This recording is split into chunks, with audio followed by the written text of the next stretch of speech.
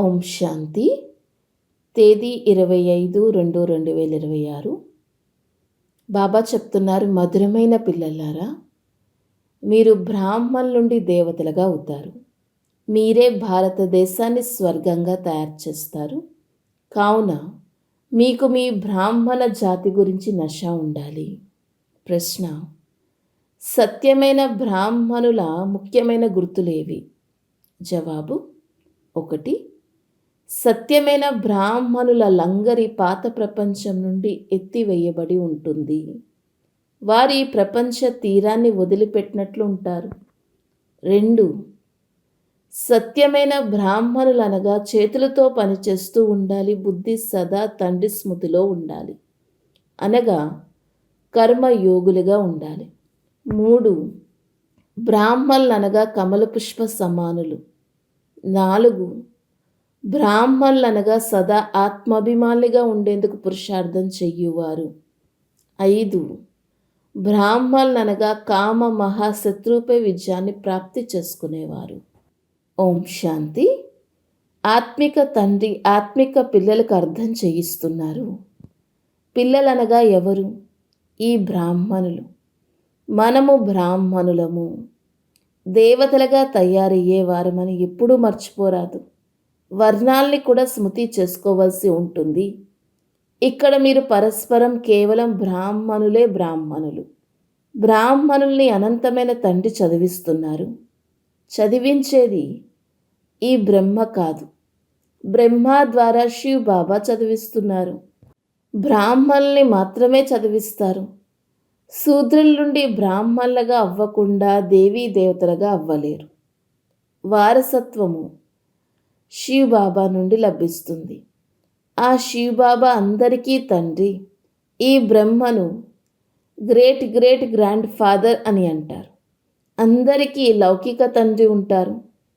పారలౌకిక తండ్రిని భక్తి మార్గంలో స్మృతి చేస్తారు.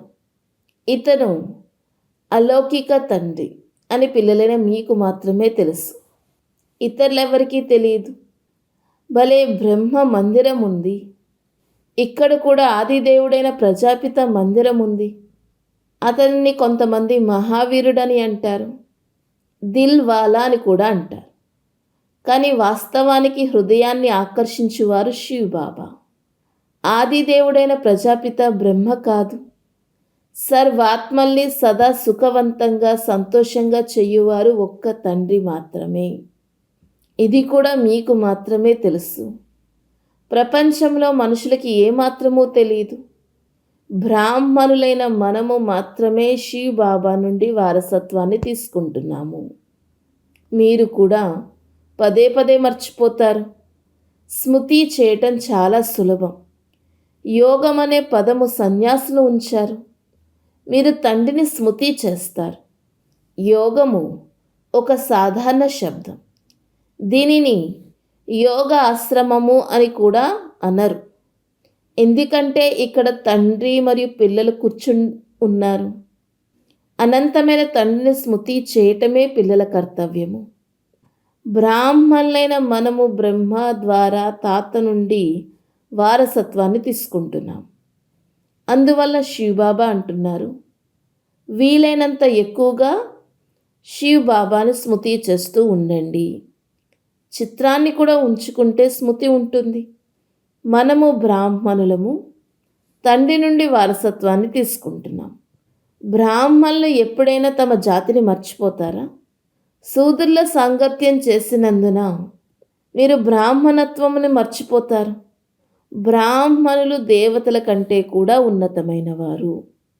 ఎందుకంటే బ్రాహ్మణులైన మీరు మాత్రమే జ్ఞాన సంపన్నులు. భగవంతుణ్ణి సర్వజ్ఞుడు అని అంటారు కదా, దాని అర్థం కూడా తెలియదు. అందరి హృదయాల్లో ఏముందో తెలిసిన వాడని అంటారు, కానీ అలా కాదు అంటున్నారు బాబా. వారికి సృష్టి ఆది మధ్యాంతాల జ్ఞానం ఉంది. వారు బీజరూపులు, వృక్ష ఆది మధ్యాంతాల గురించి తెలిసినవారు. అందువలన అటువంటి తండ్రిని చాలా ఎక్కువగా స్మృతి చెయ్యాలి. ఇతని ఆత్మ కూడా ఆ తండ్రిని స్మృతి చేస్తుంది. ఆ తండ్రి అంటున్నారు, ఈ బ్రహ్మ కూడా నన్ను స్మృతి చేసినప్పుడే ఈ పదవి పొందుతాడు. మీరు కూడా స్మృతి చేసినప్పుడే పదవి పొందుకుంటారు. మొట్టమొదట మీరు అశరీరిగా వచ్చారు. మళ్ళీ అశరీరిగా అయి వాపస్ వెళ్ళాలి. మిగిలిన వారంతా మీకు దుఃఖాన్నిస్తారు. అటువంటి వారిని ఎందుకు స్మృతి చేస్తారు? నూతన ప్రపంచంలోకి తీసుకొని వెళ్ళే నేను మీకు లభించాను కదా, అక్కడ ఎలాంటి దుఃఖము ఉండదు. అది దైవీ సంబంధం. ఇక్కడ మొట్టమొదట దుఃఖాన్ని కలిగించేది స్త్రీ పురుషుల సంబంధం. ఎందుకంటే వికారులుగా అవుతారు. ఇప్పుడు నేను మిమ్మల్ని ఆ ప్రపంచానికి అర్హులుగా చేస్తాను, అక్కడ వికారాల మాటే ఉండదు అంటున్నారు బాబా. కామం మహాశత్రువు అని గాయనం చేయబడింది. ఆది మధ్యాంతాలు దుఃఖం కలగచేస్తుంది. క్రోధాన్ని ఆది మధ్యాంతాలు దుఃఖాన్ని ఇస్తుందని అనరు. కామమును జయించాలి. కామమే ఆది మధ్యాంతాలు దుఃఖాన్ని కలగచేస్తుంది, పతితులుగా చేస్తుంది. వికారులను పతితులని అంటారు. ఈ శత్రువుపై విజయం పొందాలి. స్వర్గంలో దేవీ దేవతలుగా అవుతున్నామని మీకు తెలుసు. ఈ నిశ్చయం లేనంత వరకు ఏమీ పొందలేరు. తండ్రి అర్థం చేయిస్తున్నారు. పిల్లలు, మీరు మనస వాచ కర్మన ఖచ్చితంగా తయారవ్వాలి. ఇందులో శ్రమ ఉంది. మీరు భారతదేశాన్ని స్వర్గంగా తయారు చేస్తారని ఈ ప్రపంచంలో ఎవ్వరికీ తెలియదు.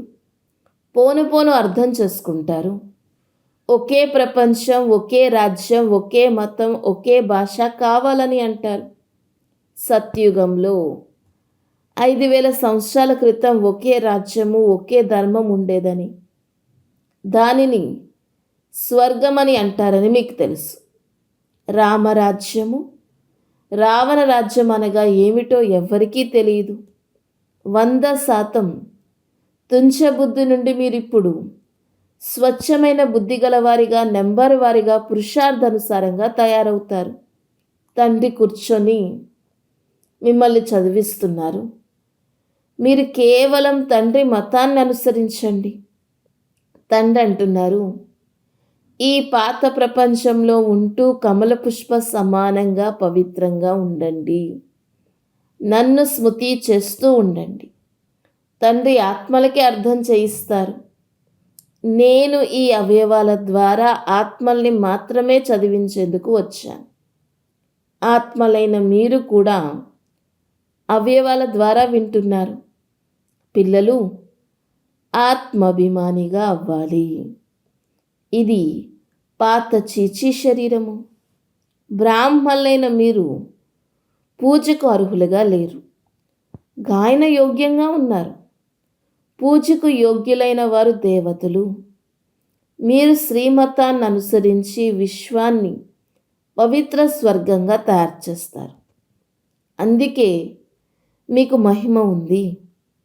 మీకు పూజ జరిగేందుకు వీలు లేదు.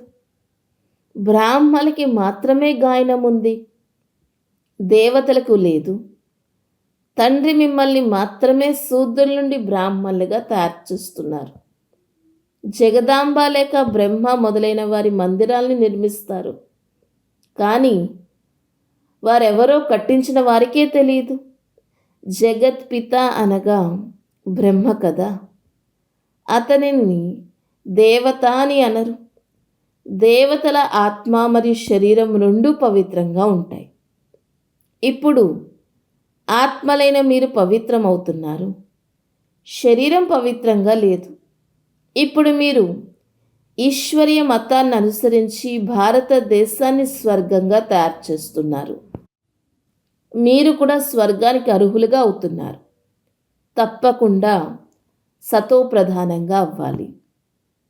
తండ్రి కూర్చొని చదివించేది బ్రాహ్మణులైన మిమ్మల్ని మాత్రమే. బ్రాహ్మణ వృక్షం వృద్ధి చెందుతూ ఉంటుంది. పక్కా బ్రాహ్మణులైన వారు దేవతలుగా అవుతారు. ఇది నూతన వృక్షం. మాయావి తుఫాన్లు కూడా వస్తాయి. సత్యుగంలో ఎలాంటి తుఫాను ఉండదు. ఇక్కడ మాయ తండ్రి స్మృతిలో ఉండనివ్వదు. తండ్రి స్మృతిలో ఉండాలని, తమో నుండి సతో ప్రధానంగా అవ్వాలని మనం కోరుకుంటాం. అంతా స్మృతిపైనే ఆధారపడి ఉంది. భారతదేశపు ప్రాచీన యోగం ప్రసిద్ధి చెందింది.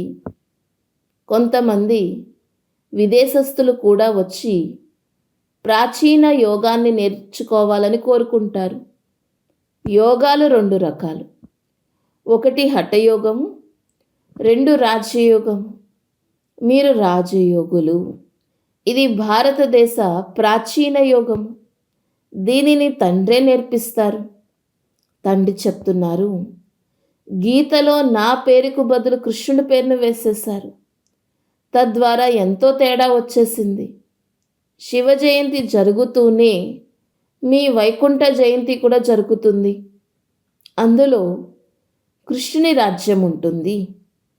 శివ్ బాబా జయంతి జరిగితే గీతా జయంతి కూడా అవుతుందని మీకు తెలుసు. వైకుంఠ జయంతి కూడా జరుగుతుంది. అందులో మీరు పవిత్రమైపోతారు. కల్పకృతం వలె స్థాపన చేస్తారు. ఇప్పుడు తండ్రి అంటున్నారు, నన్ను స్మృతి చెయ్యండి. స్మృతి చెయ్యకుంటే మాయ ఏదో ఒక వికర్మ చేయిస్తుంది. స్మృతి చేయకుంటే చెంపదెబ్బలు తగులుతాయి.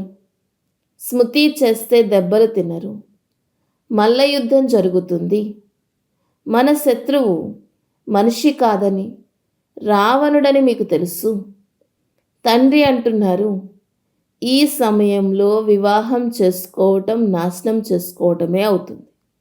ఒకరినొకరు పతితంగా చేసుకుంటారు. ఇప్పుడు పారలౌకిక తండ్రి ఆర్డినెన్స్ జారీ చేస్తున్నారు. పిల్లలు, ఈ కామం మహాశత్రువు. దీనిపై విజయం పొందండి. పవిత్రత ప్రతిజ్ఞ చెయ్యండి. ఎవ్వరూ పతితంగా అవ్వరాదు. ఈ వికారాల వలన మీరు జన్మ జన్మాంతరాలుగా పతితమయ్యారు. అందుకే కామం మహాశత్రువు అని అంటారు. సాధు సత్పురుషులందరూ పతిత పావన రమ్మని అంటారు. సత్యుగంలో పతితులు ఎవ్వరూ ఉండరు.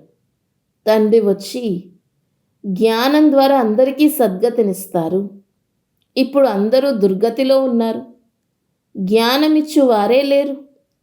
జ్ఞానమిచ్చువారు ఒక్క జ్ఞాన సాగరుడు మాత్రమే. జ్ఞానం ద్వారా పగలు వస్తుంది. పగలు రామునిది, రాత్రి రావణుడిది. పిల్లలైన మీకు మాత్రమే ఈ పదాలకు యథార్థమైన అర్థం తెలుసు. పురుషార్థంలో బలహీనంగా ఉన్నారు. తండ్రి చాలా మంచి రీతిగా అర్థం చేయిస్తున్నారు. మీరు 84 జన్మలు పూర్తి చేశారు. ఇప్పుడు పవిత్రమై వాపస్ వెళ్ళాలి. నీకు శుద్ధమైన అహంకారం ఉండాలి. ఆత్మలైన మనము తండ్రి శ్రీమతము అనుసరించి ఈ భారతదేశాన్ని స్వర్గంగా చేస్తున్నాం. ఈ స్వర్గంలో మీరు మళ్ళీ రాజ్యం చేస్తారు. ఎంత శ్రమ చేస్తారో అంత మంచి పదవి పొందుతారు. రాజా రాణిగా తయారవుతారో ప్రజలుగా తయారవుతారో మీ ఇష్టం.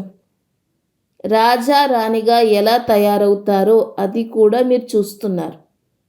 తండ్రిని అనుసరించమనే గాయనం ఇప్పటి విషయమే, లౌకిక సంబంధాలది కాదు. ఈ తండ్రి సలహా ఇస్తున్నారు, నన్నొక్కరిని మాత్రమే స్మృతి చేస్తే వికర్మలు వినాశనం అవుతాయి. ఇప్పుడు శ్రీమతాన్ని ఇస్తున్నారు. చాలామందికి సేవ చేస్తారు. పిల్లలు తండ్రి వద్దకు వచ్చినప్పుడు శివబాబా జ్ఞానంతో వారిని సంతోషపెడతారు. ఈ బ్రహ్మ కూడా నేర్చుకుంటున్నాడు కదా. నేను ఉదయమే వస్తానని శివబాబా అంటున్నారు. తప్పకుండా ఎవరైనా కలుసుకునేందుకు వస్తే ఇతను అర్థం చేయించడా? బాబా మీరు వచ్చి అర్థం చేయించండి, నేను అర్థం చేయించలేను అని ఇతడు అనడు కదా. ఇవన్నీ చాలా గుప్తమైన విషయాలు. నేనైతే అందరికంటే మంచి రీతిగా అర్థం చేయిస్తాను. శివ్ బాబాయే అర్థం చేయిస్తారు. ఈ బ్రహ్మ అర్థం చేయించరని మీరెందుకు అనుకుంటున్నారు? కల్పకృతం ఇతను తెలియచేసినందునే ఈ పదవి పొందాడు. మమ్మ కూడా జ్ఞానం ఇచ్చేవారు కదా. ఆమె కూడా ఉన్నతమైన పదవి పొందుతుంది. మమ్మ బాబాలను సూక్ష్మవతనంలో చూస్తారు కనుక పిల్లలు వారిని అనుసరించాలి. సమర్పణ అయ్యేది పేదలే, ధనవంతులు అలా అవ్వలేరు. బాబా నా సర్వస్వము మీదే అని పేదవారే అంటారు. శివబాబా ఇచ్చేవారు, వారెప్పుడూ తీసుకోరు. పిల్లలతో అంటున్నారు, ఇదంతా మీ కొరకే. నేను నా కొరకు ఇక్కడ కానీ అక్కడ కానీ భవనాల్ని నిర్మించుకోను. మిమ్మల్ని స్వర్గానికి అధికారులుగా తయారు చేస్తాను. ఇప్పుడు జ్ఞాన రత్నాలతో జోలిని నింపుకోవాలి. మందిరానికి వెళ్ళి నా జోలిని నింపమని వేడుకుంటారు. కానీ జోలి ఎటువంటిది? దేనితో నింపాలి? జోలిని నింపువారు ధనమునిచ్చే లక్ష్మి. శివుని వద్దకు వెళ్ళరు, శంకరుని వద్దకు వెళ్ళి అలా అంటారు. శివశంకర్లు ఒకటేనని భావిస్తారు, కానీ వారిరువురు ఒకటి కాదు. తండ్రి వచ్చి సత్యమైన విషయాన్ని తెలుపుతున్నారు. వారు దుఃఖహర్త, సుఖకర్త. పిల్లలైన మీరు గృహస్థ వ్యవహారంలో కూడా ఉండాలి. వ్యాపారాలు మొదలైనవి కూడా చేసుకోవాలి. ప్రతి ఒక్కరూ బాబా ఈ విషయంలో మేము అసత్యం చెప్పవలసి వస్తుందని తమ కొరకు సలహా అడుగుతారు. నాడి చూసి ఏం చెయ్యాలో సలహా ఇవ్వబడుతుంది. నేను చెప్పినా చెయ్యలేకుంటే అటువంటి సలహా ఎందుకు ఇవ్వాలి అనుకుంటారు. నాడి చూసి పాటించగల సలహా మాత్రమే ఇస్తారు. చెప్పినా చేయకుంటే ఆజ్ఞను ఉల్లంఘించిన వారు లైన్లోకి వచ్చేస్తారు. ప్రతి ఒక్కరికి తమ తమ లెక్కాచారం ఉంది. సజ్జన్ మాత్రం ఒక్కరే. వారి వద్దకు రావాల్సి వస్తుంది. వారు సత్యమైన సలహా ఇస్తారు. బాబా ఈ పరిస్థితుల్లో మేము ఎలా నడుచుకోవాలి, ఇప్పుడు ఏం చెయ్యాలని ప్రతి ఒక్కరూ అడగాలి. తండ్రి స్వర్గంలోకి తీసుకొని వెళ్తారు. మనం స్వర్గవాసులుగా అవుతామని మీకు తెలుసు. ఇప్పుడు సంగమవాసులుగా ఉన్నాము. మీరిప్పుడు నరకంలోని లేరు, స్వర్గంలోని లేరు. బ్రాహ్మణులైన వారి లంగరి చీచీ ప్రపంచం నుండి ఎత్తివేయబడింది. మీరు కలియుగ తీరాన్ని వదిలేశారు. కొంతమంది బ్రాహ్మణులు స్మృతి యాత్రలో తీవ్రంగా ఉన్నారు, కొంతమంది తక్కువగా ఉన్నారు, కొంతమంది చెయ్యి వదిలేస్తారు, అనగా మళ్ళీ కలియుగంలోకి వెళ్ళిపోతారు. నావికుడు మనల్ని తీసుకుని వెళ్తారని మీకు తెలుసు. ఆ యాత్రను అనేక సార్లు చేశారు. మీరు చేసేది ఒకే ఒక్క యాత్ర. ఈ యాత్ర పూర్తిగా భిన్నమైనది. స్మృతిని తప్పించే తుఫాన్లు కూడా వస్తాయి. ఈ స్మృతి యాత్రలు మంచి రీతిగా పక్కాగా అవ్వాలి. అందుకు శ్రమ చెయ్యండి. మీరు కర్మయోగులు. చేతులతో పని చేస్తూ వీలైనంత ఎక్కువగా మనసుతో స్మృతి చేస్తూ ఉండండి. అర్ధకల్పం ప్రేయసులైన మీరు ఆ ప్రియుణ్ణి స్మృతి చేస్తూ వచ్చారు. బాబా ఇక్కడ చాలా దుఃఖం ఉంది. ఇప్పుడు మమ్మల్ని సుఖధామానికి అధికారులుగా చెయ్యండని నన్ను పిలిచారు. స్మృతి యాత్రలో ఉంటే పాపాలు నశిస్తాయి. మీరే స్వర్గ వారసత్వాన్ని పొందారు, ఇప్పుడు పోగొట్టుకుంటున్నారు. భారతదేశం స్వర్గంగా ఉండేది. దానినే ప్రాచీన భారతదేశం అని అంటారు. భారతదేశాన్ని చాలా గౌరవిస్తారు. ఇది అన్నిటికంటే గొప్ప పెద్ద దేశము, అన్నిటికంటే ప్రాచీనమైనది కూడా. కానీ ఇప్పుడు భారతదేశం చాలా పేదదైపోయింది. అందుకే అందరూ సహాయం చేస్తారు. చాలా ధాన్యం పండుతుందని వారు అనుకుంటారు. విదేశాల నుండి కూడా తెప్పించే పని ఉండదని భావిస్తారు. కానీ వినాశనం సమీపంగా ఉందని మీకు తెలుసు. దీనిని బాగా తెలుసుకున్నవారు ఆంతరికంలో చాలా సంతోషంగా ఉంటారు. ఎగ్జిబిషన్ చూసేందుకు చాలామంది వస్తారు. విని వీరు సత్యమే చెప్తున్నారని అంటారు. కానీ మనం తండ్రి నుండి వారసత్వాన్ని తీసుకోవాలని వారి బుద్ధిలో నిలవదు. బయటికి వెళ్తూనే సమాప్తమైపోతుంది. మనల్ని స్వర్గంలోకి తీసుకుని వెళ్తారని మీకు తెలుసు. అక్కడ గర్భ జైలు కానీ ఈ జైలు కానీ ఉండవు. ఇప్పుడు జైలుకు వెళ్ళి రావటం కూడా చాలా సులభమైపోయింది. స్వర్గంలో జైలు ముఖం కూడా చూడరు. అటువంటి 2 జైళ్ళు ఉండవు. ఇప్పుడు మాయావి ఆడంబరం చాలా ఎక్కువగా ఉంది. పెద్ద పెద్ద వారిని కూడా అంతం చేసేస్తుంది. ఈరోజు చాలా గౌరవిస్తారు, రేపటికి ఆ గౌరవం సమాప్తమైపోతుంది. ఈ సమయంలో ప్రతి విషయం చాలా వేగంగా జరుగుతూ ఉంది. మృత్యువు కూడా వేగమవుతూ పోతుంది. సత్యుగంలో ఇటువంటి ఉపద్రవాలు ఉండవు. పోను పోను ఏమవుతుందో చూస్తారు. చాలా భయంకరమైన దృశ్యాలుంటాయి. పిల్లలైన మీరు సాక్షాత్కారంలో కూడా చూశారు. మీకు ముఖ్యమైనది స్మృతి యాత్ర. మంచిది. మధురాతి మధురమైన అపురూపమైన పిల్లలకు మాతాపిత బాప్దాదాల ప్రియ స్మృతులు మరియు గుడ్ మార్నింగ్. ఆత్మిక పిల్లలకు ఆత్మిక తండ్రి నమస్తే. हम रूहानी बच्चों की रूहानी माता पिता बाप दादा को याद प्यार गुड మార్నింగ్ और నమస్తే. ధారణ కొరకు ముఖ్య సారము 1. మనస వాచ కర్మన చాలా ఖచ్చితంగా అవ్వాలి. బ్రాహ్మణులుగా అయ్యి శూద్ర కర్మలేమీ చెయ్యరాదు. 2. బాబా నుండి లభించిన సలహాను పూర్తిగా పాటించి ఆజ్ఞాకారులుగా అవ్వాలి. కర్మయోగ్యులుగా అయ్యి పనులు చేయాలి. అందరి బుద్ధి రూపీ జోలీని జ్ఞానరత్నాలతో నింపాలి. వరదానము: డబల్ లైట్గా అయ్యి కర్మాతీత అవస్థను అనుభవం చేసే కర్మయోగి భవ. డబల్ లైట్గా అయ్యి కర్మాతీత అవస్థను అనుభవం చేసే కర్మయోగి భవ. ఎలా అయితే కర్మలోకి రావటం స్వాభావికమైపోయిందో అలా కర్మాతీతంగా అవ్వటం కూడా స్వాభావికమైపోవాలి. అందుకు డబల్ లైట్గా ఉండండి. డబల్ లైట్గా ఉండేందుకు కర్మ చేస్తూ స్వయాన్ని ట్రస్టీగా భావించండి మరియు ఆత్మిక స్థితిలో ఉండే అభ్యాసం చేయండి. ఈ 2 విషయాలపై అటెన్షన్ ఉంచటం ద్వారా సెకండ్లో కర్మాతీతంగా, సెకండ్లో కర్మయోగిగా అయిపోతారు. నిమిత్త మాత్రంగా కర్మ చేసేందుకు కర్మయోగిగా అవ్వండి. తర్వాత కర్మాతీత అవస్థను అనుభవం చేయండి.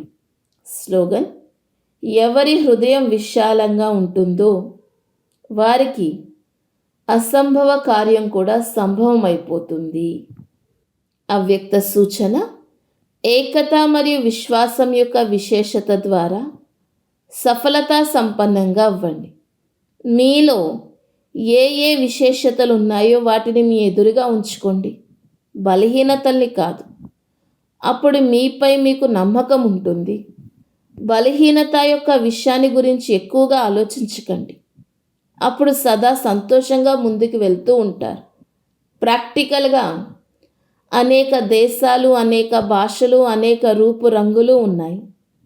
కానీ అనేకతలో కూడా అందరి హృదయంలో ఏకత ఉంది కదా. ఎందుకంటే హృదయంలో ఒక్క తండ్రే ఉన్నారు. ఒకే శ్రీమతంపై నడుస్తున్నారు. అనేక భాషలున్నా మనసు యొక్క భాష ఒక్కటే. అచ్చా. ఓం శాంతి.